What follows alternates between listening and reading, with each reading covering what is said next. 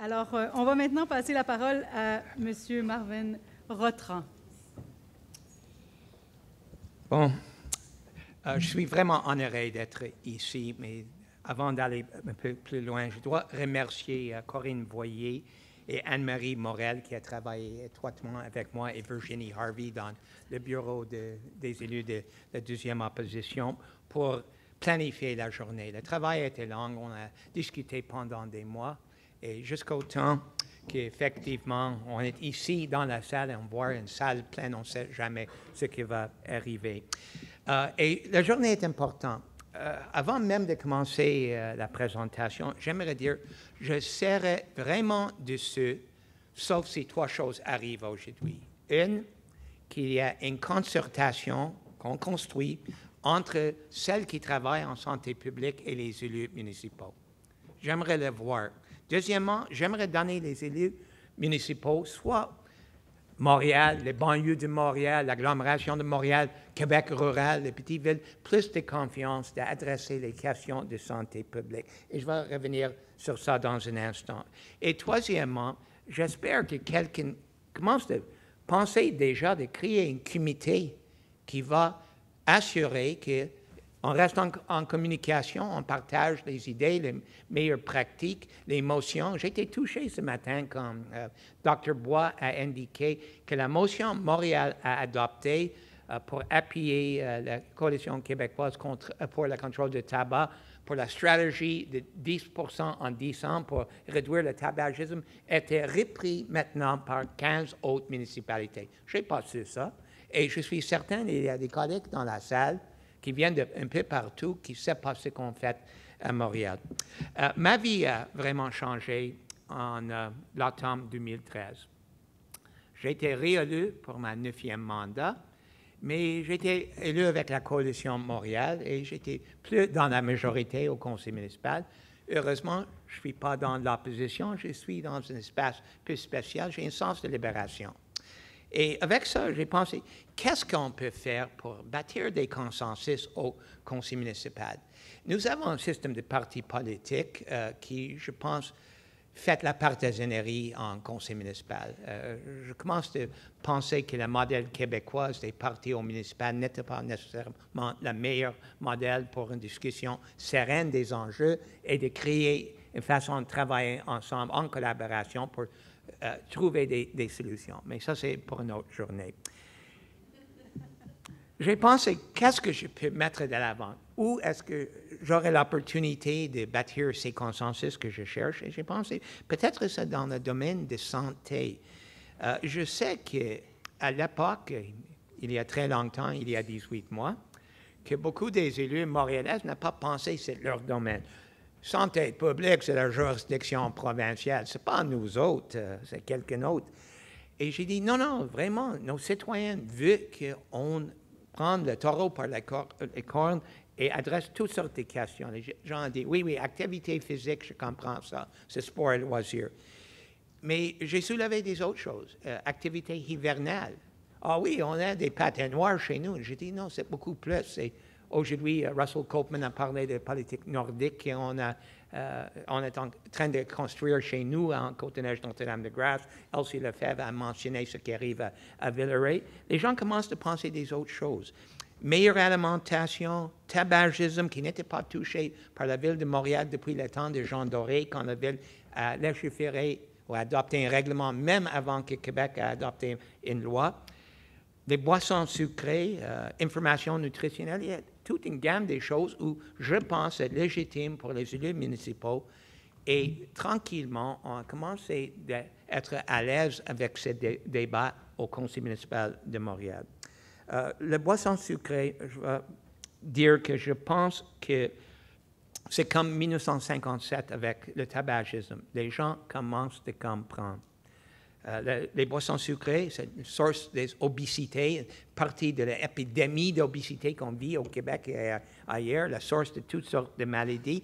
Et les gens commencent à exiger peut-être un débat intéressant au niveau local sur cette question. L'attitude publique a vraiment changé et je vois qu'il y a maintenant un débat partout en Amérique du Nord sur la question de ce sucre liquide, ce qui était cool il y a quelques décennies, mais que les gens commencent à comprendre aujourd'hui va créer toutes sortes de problèmes. Donc, ça c'est, j'ai 64 ans, c'est ma première PowerPoint, donc je demande un peu de tolérance. J'ai décidé de vous plaire un peu avant de commencer mon discours. Ça, c'est ce que l'État de Californie et l'État de New York veut faire. Il veut mettre des avertissements sur l'étiquette sur les boissons sucrées. Ça a passé le Sénat de Californie. C'est installé un peu à l'Assemblée de Californie, mais possiblement, ça va être adopté. Et on sait, ce qui est adopté en Californie, 18 mois plus tard, c'est la loi partout. Donc, est-ce que ça va arriver ici? State of California safety warning. Drinking beverages with added sugar contributes to obesity, diabetes, and tooth decay. C'est un message puissant. Les gens le savent, et le savent plus et plus, mais commencent de le voir sur le canet ou le bouteille, ça va être très, très, très fort. Le 4 novembre dernier, la ville de Berkeley est devenue la première ville en Amérique du Nord à taxer les boissons sucrées, à mettre une taxe d'acquise sur ces boissons. Vous comprendrez, ça c'est avant mon discours. Pour moi, tout ça découle de la politique qu'on a adoptée et c'est des dossiers que je pense obligés de véhiculer au conseil municipal et ailleurs. J'ai essayé de convaincre le conseil de Montréal de inviter le gouvernement du Québec de mettre une taxe de 2-3 cents sur chaque once dans une boisson sucrée. J'ai été inspiré par Dr. Gaétan Barrette. Ce docteur a dit exactement la même chose en 2010. J'ai lu son texte sur la malbouffe et j'ai décidé de le voler et amener au conseil municipal de Montréal. Malheureusement, je dois dire que je n'ai pas exactement réussi. Nous avons adopté une bonne motion, que j'arrive à la prochaine diapositive, mais la taxe, c'est nouveau. J'aimerais vous indiquer qu'il y a actuellement une taxe nationale à Mexique depuis 16 mois et la consommation de boissons sucrées a diminué par 4% à Mexique.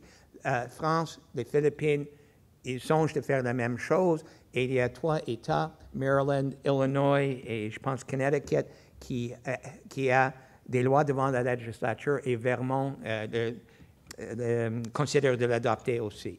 Ça va arriver un jour. On va traiter ces produits d'une façon différente, mais on n'est pas là actuellement. Le public réfléchit. Ce que nous avons adopté, le Conseil municipal de Montréal a pris connaissance que dans les États-Unis, the Alliance for a Healthier Generation, qui est une coalition de l'American Heart Foundation, Cancer Society, Bill and Hillary Clinton Foundation et des autres organismes qui travaillent en santé publique, a négocié une entente avec American Beverage Association qui regroupe toutes les grandes compagnies, Coke, Pepsi, Dr Pepper, Snapple et les autres. Et ils ont fait une promesse de réduire la consommation globale des calories dans les États-Unis par 20% en 10 ans. C'est-à-dire, en 2025, la consommation globale va être réduite par 20%. Il y a une gamme de stratégies comme de faire la promotion de produits plus sains comme l'eau, parce que celles qui font Coke et Pepsi aussi vendent de l'eau, ou des autres produits, de trouver des choses qui ont moins de sucre, comme l'utilisation de stevia et les autres, de travailler dans les quartiers pauvres pour inciter les gens de effectivement boire moins de leurs produits, ou aussi d'avoir un placement dans les supermarchés qui fait la promotion de produits plus sains. Nous avons adopté une motion Conseil à Montréal invitant l'industrie ici au Canada de faire la même chose que dans les États-Unis. Je sais que je suis doyen du conseil municipal, mais I'm just a regular guy. I don't think I'm very powerful. J'ai été surpris d'avoir une lettre de la présidente de Coca-Cola 4 jours plus tard. 4 jours plus tard, disant, oui, on va le faire. Monsieur le conseiller, vous pouvez compter sur nous autres. Et j'ai eu aussi une lettre de la Canadian Beverage Association disant la même chose. Depuis, rien a vraiment passé, mais je pense que la pression de ce qui arrive dans les États-Unis va avoir un impact ici. Regardez ça. Coca-Cola va devenir fournisseur de lait, Fairlife. Lait enrichi, ils ont introduit ça dans les États-Unis. Il y a des autres boissons sans sucre ou low sucre. Et c'est effectivement la connaissance de la population, les gens comme nous autres au conseil municipal à Montréal, les élus dans des législatures américaines, des gens qui commencent à poser des questions qui drivent ça. La consommation des boissons sucrées a chuté pour la première fois il y a 3 ans en Amérique du Nord et ça commence à diminuer chaque année. Le conseil municipal appuie la coalition sur la problématique des poids. Ils ont annoncé un programme pour convaincre les gens, pas nécessairement de... Je n'ai pas commencé ma présentation. OK. Bon. Avant de commencer la présentation, parce que Alan a dit tout ce que je vais dire quand même, OK? Avant de faire ça, je vous montre une chose que je pense est importante aussi. J'ai soumis une motion au conseil municipal de Montréal demandant que le gouvernement du Québec va obliger les chaînes de restaurants rapides de mettre des affichages clairs, faciles à comprendre, meilleure information nutritionnelle pour que les gens vont savoir au moins les calories et peut-être les calories et les sels. Ça, c'est ce qui existe dans quelques États américains. Vous dites, wow, je vais avoir un breakfast sandwich et un café, 600 calories, no way. J'aimerais avoir quelque chose d'autre. C'est la loi dans 22 États. Ça va être la loi partout aux États-Unis en novembre prochain. Et Ontario,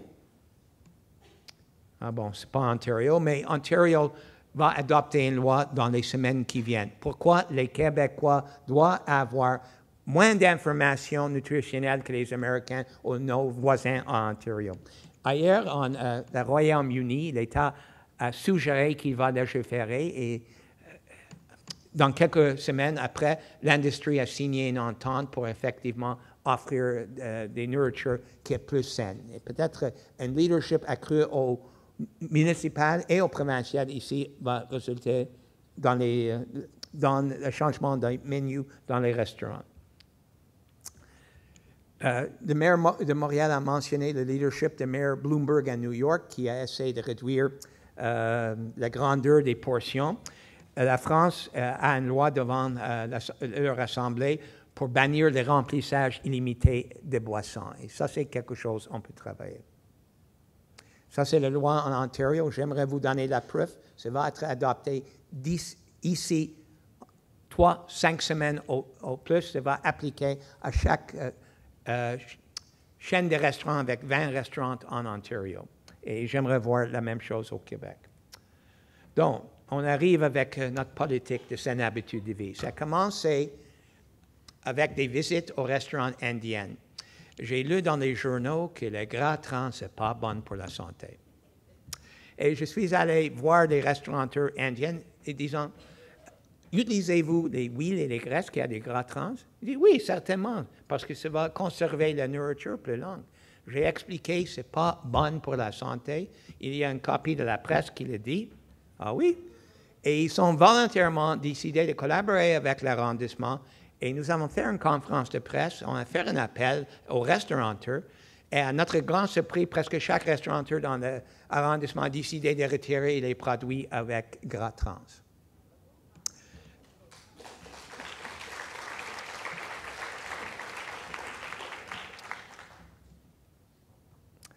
Ça, c'était 2009. Et ça nous a amené à adopter cette politique, la politique en faveur d'une saine habitude de vie. Et ça est plus que juste avoir une meilleure offre d'alimentation. C'est le mot en anglais « holistic ». C'est une approche globale, intégrée, et ça touchait le transport actif, le transport en commun, le zonage, la planification, amélioration des parcs, plus de l'argent pour des sports, et des gestes concrets par l'arrondissement dans notre propre facilité.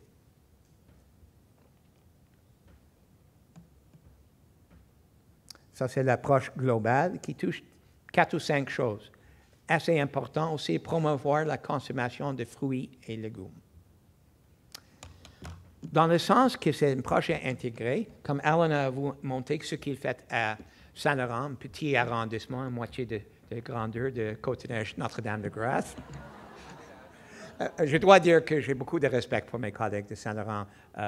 Il était toujours avant les autres arrondissements. Nous faisons la même chose. Ça, c'est le triangle. Ancienne zone industrielle Namur-Jean-Talon.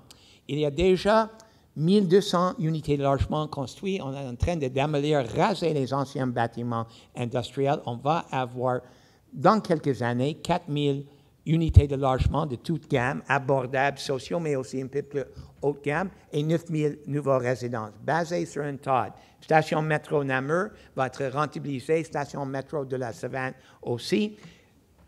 Un parc, des sentiers verts, des pistes cyclables, une façon de faire un quartier autrement.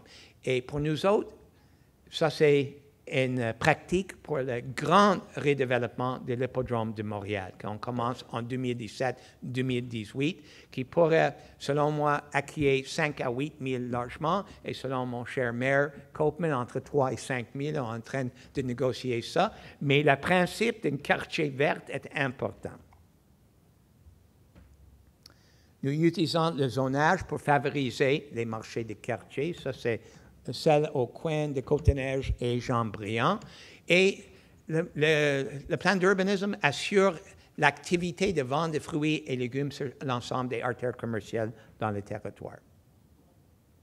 Machine distributrice, la politique a effectivement fait retirer les boissons sucrées et le malbouffe de nos machines distributrices dans nos facilités ou nos comptoirs d'alimentation. Et nous faisons le même appel à les groupes populaires et groupes de quartier qui, effectivement, utilisent nos parcs pour des activités et doivent s'engager d'offrir une alimentation plus saine.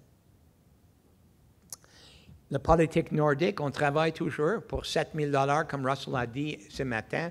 On a introduit le ski de fond, on subventionne la fête de l'hiver, on travaille avec les écoles. Cette idée de collecte de patins pour redistribuer, c'est intéressant, on commence à faire ça, on va probablement suggérer ça aux autres arrondissements. Merci de votre attention. Pas mauvais pour première PowerPoint, hein?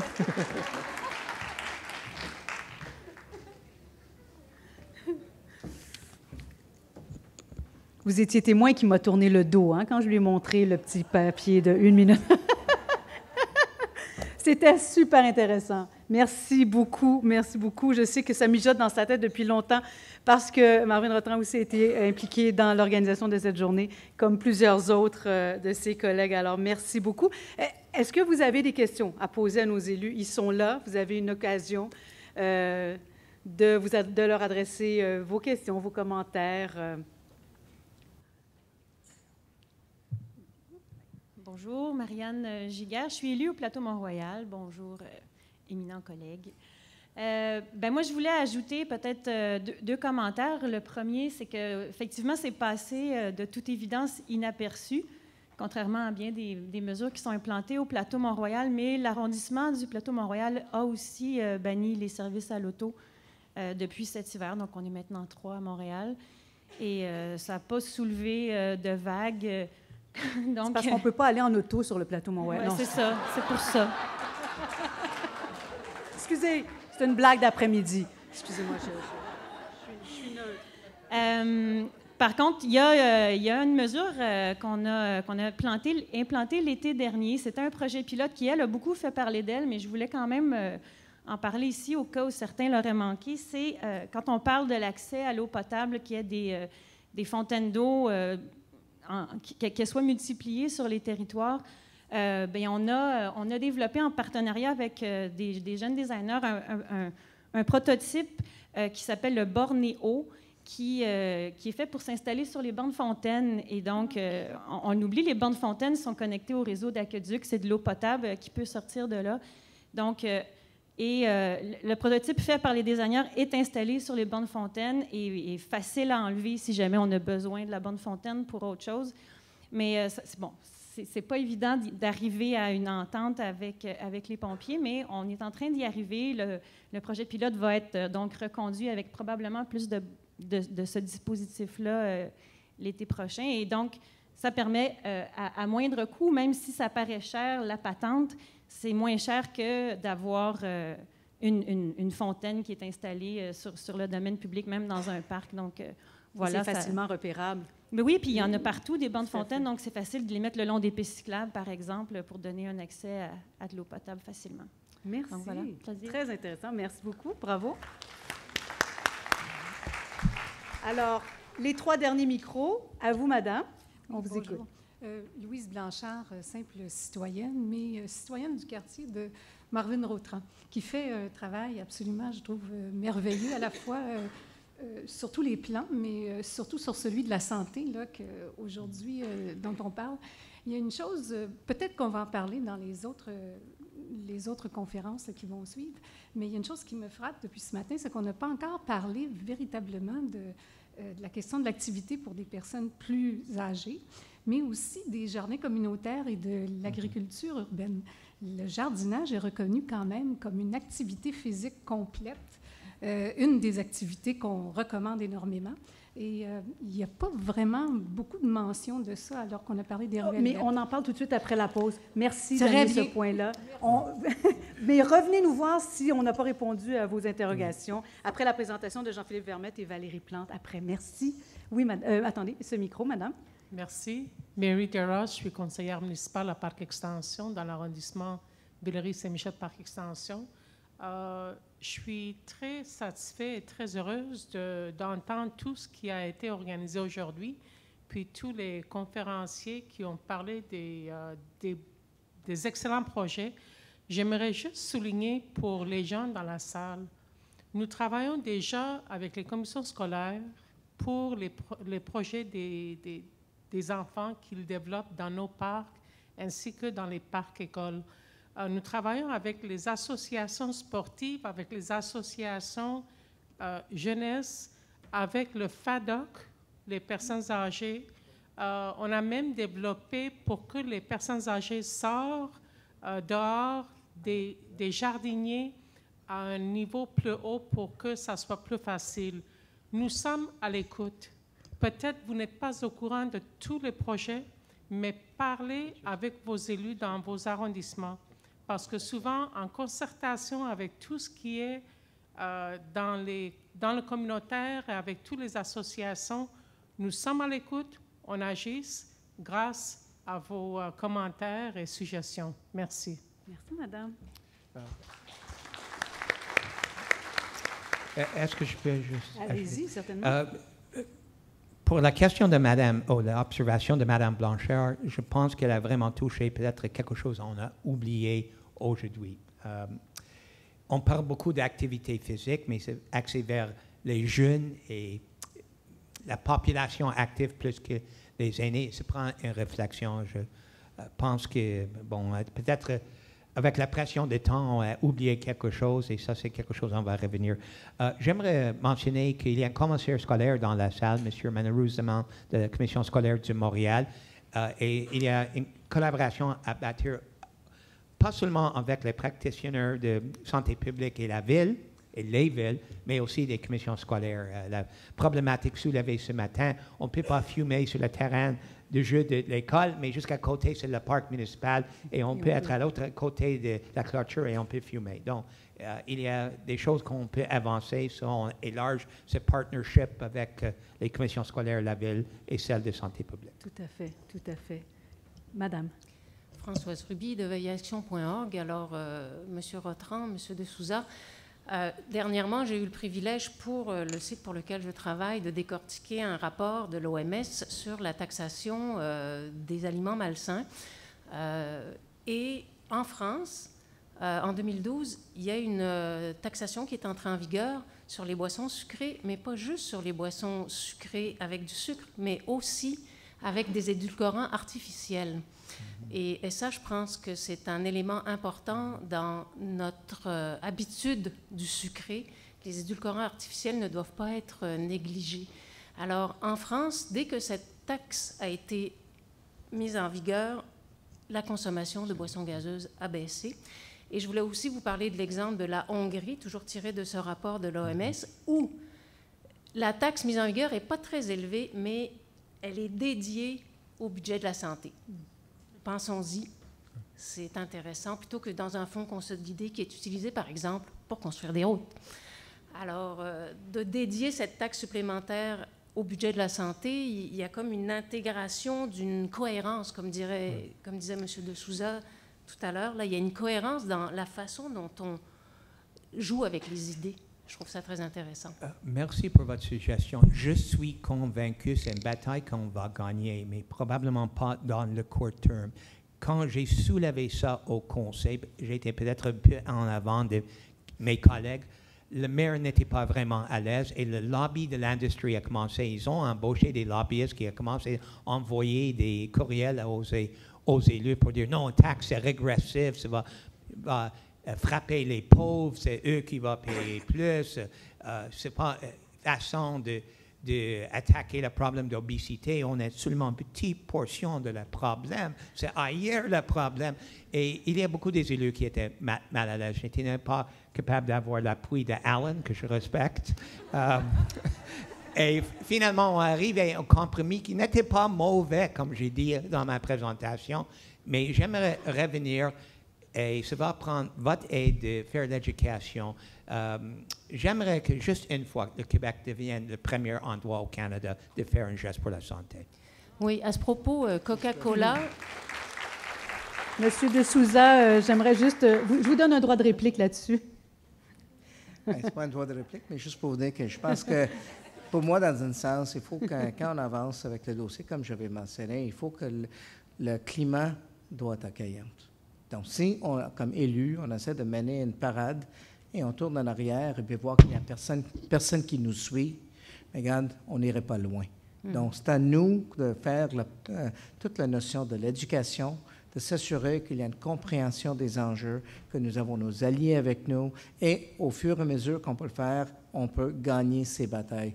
Mais la raison pourquoi je n'ai pas supporté Marvin, c'est parce que c'était simplement pas mûr. J'ai eu l'occasion, au fil du temps, pour le dossier du pesticide, au dossier de chauffage au bois, et plusieurs d'autres dossiers, de non seulement avancer ces dossiers, mais j'ai des cicatrices politiques que je peux vous montrer en touchant ces dossiers sensibles. Et les leçons que j'ai tirées de cet exercice est de toujours d'être capable de créer le support que vous avez besoin comme élu pour essayer d'avancer le dossier.